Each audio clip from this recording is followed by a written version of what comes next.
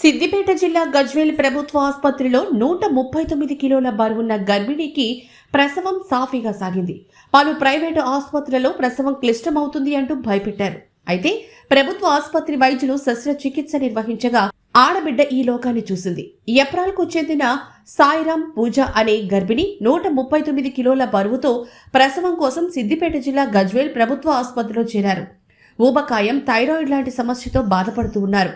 పుట్టబోయే బిడ్డను దక్కించుకోవాలనుకుని ఆసుపత్రి సూపరింటెండెంట్ డాక్టర్ అన్నపూర్ణను ఆశ్రయించారు.